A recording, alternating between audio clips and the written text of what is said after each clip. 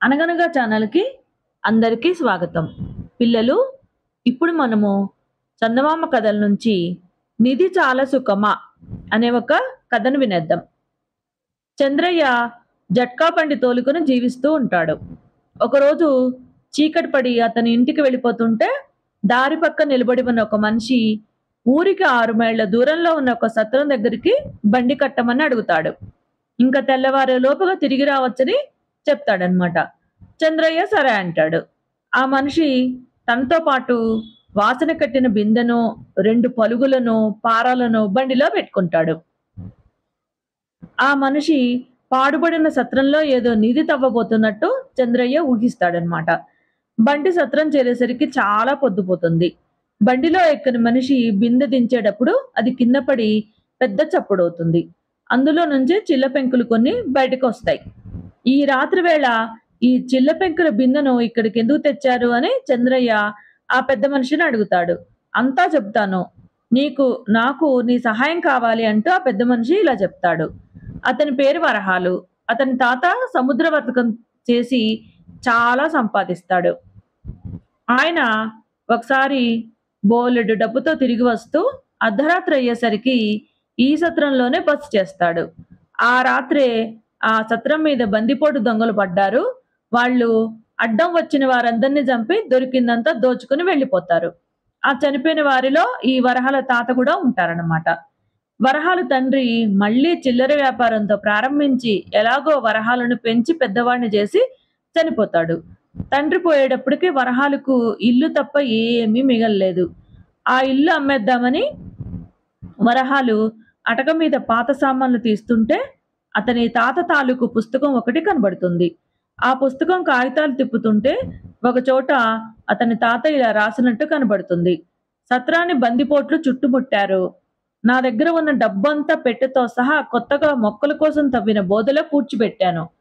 ఆ మాట చెప్పి వరహాలు చంద్రయ్యతో సత్రం వెనక ఉన్న చెట్ల కింద ఆ నిధి కోసం మనం తవ్వాలి.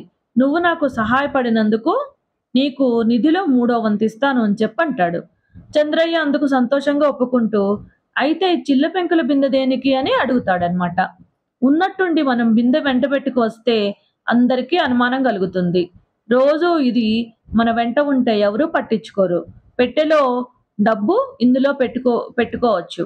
ఈలోగా ఎవరైనా అనుమానపడి బిందెను తనిఖీ చేస్తే అందులో చిల్ల పెంకులు తప్ప ఏమీ ఉండవు అని చెప్పి అంటాడు వరహాలు. చంద్రయ్య గుర్రాన్ని విప్పి ఒక చెట్టుకు కట్టేస్తాడు. తర్వాత ఇద్దరు చెరొక పలుగు పారా తీసుకుని సత్రం వెనక పక్కకు పోయి చెట్ల పాదులన్నిటి వద్ద చెరొక వైపు నుంచి తవ్వి చూడడానికి ప్రయత్నిస్తారు. ఇంకా తెల్లవారు వస్తుండగా వాళ్ళు ఇంకా విరమించి మర్నాడు రాత్రి మళ్ళీ రావడానికి తీర్మానించుకుంటారు. ఆ రాత్రి వారి ప్రయాసకు ఫలితం లేకపోతుంది. గోతులు మళ్ళీ పూడ్చి పలుగులు పారలు ఒక పొదలో దాచి ఇద్దరు బండెక్కుతారు. చంద్రయ్య వరహాలను అతని ఇంటి వద్ద దించి తన ఇల్లు చేరుకుంటాడు. రాత్రంతా ఎక్కడున్నావు అని చంద్రయ్యను అతని భార్య నిలదీసి అడుగుతుంది. ఇంకా చంద్రయ్య భార్యకు జరిగిందంతా చెప్పి మళ్ళీ ఎక్కడ అనకు, నేను మళ్ళీ సాయంత్రం వెళ్ళి మరికొన్ని చెట్ల దగ్గర తవ్వుతాను. నిధి మన అదృష్టం కొద్దీ నేను తవ్వే పక్క ఉంటే దాన్ని మనమే ఉంచేసుకోవచ్చు అని చెప్పంటాడు. అన్యాయం, మనకు అన్యాయపు సొమ్ము వద్దు అని చెప్పి అంటుంది భార్య. కానీ చంద్రయ్య భార్య మాట వినిపించుకోకుండా సాయంత్రం వేళ పాడుబడిన సత్రం చేరి కొన్ని చెట్ల మొదళ్ల దగ్గర తవ్వి ఇంకా ఏమీ దొరక్క ఆ గోతులను మళ్ళీ పూడ్చి ఇంటికి చేరుతాడు. ఆ రాత్రి మళ్ళీ వరహాలు చంద్రయ్య సత్రం వెనక తవ్వుతారనమాట. ఇలా 2 వారాల పాటు ఇద్దరూ శ్రమ పడతారు. అయితే చంద్రయ్య నిద్రాహారాలు సరిగా లేక పగలు రాత్రి కూడా శ్రమపడి డీలా అయిపోతాడనమాట. మర్నాడు ఉదయానికి అతనికి జ్వరం కూడా వస్తుంది. ఈ రాత్రికి నేను బండి కట్టలేను అని చంద్రయ్య పొరిగంటి పుల్లయ్య ద్వారా ఆ సాయంత్రం వరహాలకు కబురు పంపుతాడు. ఇంకా పుల్లయ్య తిరిగి వచ్చి వరహాలు ఇల్లు ఖాళీ చేసి పట్నం వెళ్ళిపోయాడని చెప్పి చంద్రయ్యకు చెప్తాడనమాట. చంద్రయ్య తల తిరిగిపోతుంది. వరహాలు సకుటుంబంగా పట్నం వెళ్ళాడంటే అతనికి నిధి దొరికిందన్నమాట. కిందటి రాత్రి వాళ్ళు తిరిగి వచ్చినప్పుడు బిందెలో చిల్ల పెంకులకు బదులు ధనం ఉన్నదన్నమాట. తనను వరహాలు ఎంత మోసం చేశాడు. తాను వరహాలను మోసం చేయజూపిన సంగతి ఆ క్షణంలో చంద్రయ్యకు గుర్తురాదు. వరహాలు ఎక్కడికి వెళ్ళాడో తెలుసుకుంటానని పెద్ద పెద్దగా కేకలు పెడుతూ అంత జ్వరంలోనూ చంద్రయ్య వరహాలు ఇంటికి పడుతూ లేస్తూ బయలుదేరతాడు. వరహాలు ఇల్లు తాళం పెట్టుంటుంది. పక్కింటి అరుగు మీద కూర్చుని ఉన్న ఒక ముసలివాడిని అడిగితే, పిచ్చి బాగా ముదిరిపోయింది. వైద్యానికి పట్నం తీసుకుపోయారు అని చెప్తాడు. ఇంక చంద్రయ్య నిర్ఘాంతపోయి, వరహాలకు పిచ్చా అని అడుగుతాడు. కాదా మరి, తాత నిధి దాచాడని చెప్పి ఇల్లంతా గుల్ల చేశాడు. ఇల్లంతా తవ్వి పడేశాడు. ఈ పిచ్చితో వ్యాపారం కూడా మానేశాడు. చివరికి ఒక బిందె దొరికిందిలే. అందులో చిల్ల పెంకులు తప్ప ఏమీ లేవు. రాను రాను పిచ్చి మరీ ముదిరిపోయింది. అతని భార్య అతన్ని పట్నం తీసుకుపోయింది అని చెప్తాడు ఆ ముసలివాడు. చంద్రయ్యకు అంతా అర్థమైంది.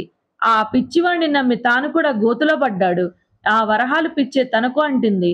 డబ్బు ఎంతటి వాణ్ణైనా పిచ్చివాణ్ణి చేస్తుంది. చంద్రయ్య మనసు తేలికబడి కాళ్ళు ఈడ్చుకుంటూ ఇంటికి బయలుదేరతాడు.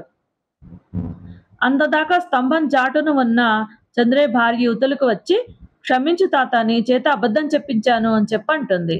అవును, వరహాలకు నిధి దొరికి అప్పులు తీర్చి పట్నం వెళ్ళిపోయాడు కదా, అతనికి పిచ్చి అని ఎందుకు చెప్పమన్నావు అని అడుగుతాడు తాత. ఇంకా చంద్రయ్య భార్య తనకు జరిగిందంతా చెప్పి, అలా చెప్పకపోతే నా భర్తకి నిజంగా పిచ్చి పట్టుకునేది. ఈ నిధి గొడవ వచ్చిన దాకా తాను సంపాదించే దాంతో మేము సుఖంగా ఉన్నాము, శాంతంగా ఉన్నాము, ప్రశాంతంగా బతుకుతున్నాం. అలాంటి వాడికి ఈ నిధి దాహం పుడితే గనక మాకు సుఖం ఉంటుందా అని చెప్పి మరో దారిన వేగంగా ఇంటికి బయలుదేరి వెళ్ళిపోతుందన్నమాట. కథ కంచికి మనం ఇంటికి. నచ్చితే లైక్ చేయండి, షేర్ చేయండి, సబ్స్క్రైబ్ చేయండి.